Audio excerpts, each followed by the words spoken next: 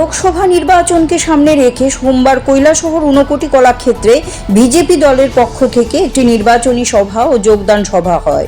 পূর্ব ত্রিপুরা আসনের বিজেপি মনোনীত প্রার্থী কৃতি সিং দেববর্মনকে কিভাবে বিপুল ভোটে জয়ী করা যায় সেই বিষয় নিয়ে এই নির্বাচনী জনসভায় আলোচনা হয়। পাশাপাশি এই নির্বাচনী সভার মধ্য দিয়ে একটি যোগদান সভাও হয়। 20 পরিবারের মোট 74 জন ভোটার বিজেপি দলে যোগদান করেন।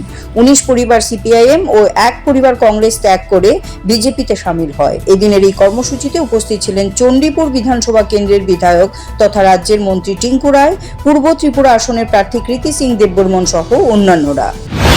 ব্যবস্থায় কাকে ভোট দেবে সেটা সবার ব্যক্তিগত অধিকার, কিন্তু ওই ধরনের একটা পরিবারকে, যে পরিবারের এই ধরনের অবদান আমাদের রাজ্যের জন্য, যে রাজ্যের এত সম্মানিত একটা পরিবার, সেই পরিবারকে আজ যেভাবে যে বর্বরভাবে তারা মানে পত্রিকায় সেই আর্টিকেল এসেছে সেটা আমরা মেনে নিতে পারিনি।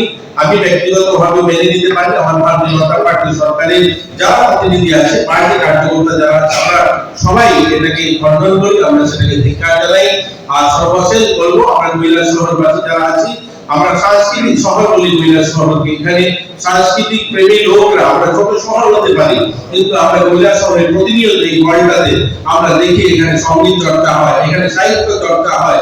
এই কৈলাস শহর আমরা অনেকবার দেখেছি যে কৈলাস শহর ছোট শহর দুর্গাপূজার সময় অনেকগুলো 15-20 ম্যাগাজিন বেরোয়। এখনকার শহরে এতগুলো ম্যাগাজিন বেরোয় না, কারণ এই কৈলাস শহরের মানুষ সাংস্কৃতিক প্রেমী মানুষ। আমি সবার কাছে, সাংস্কৃতিক প্রেমী মানুষের কাছে অনুরোধ করবো, সবার কাছে বড়জোরে বিরোধী করবো, এদেরকে যারা এই ধরনের গর্বর মানসিকতা রাখেন, যারা এই ধরনের ভাষা ব্যবহার করতে পারে, এই ধরনের রুচি রাখতে পারে, তাদেরকে ধিক্কার জানিয়ে আমরা 26 তারিখ তার প্রমাণ দেব।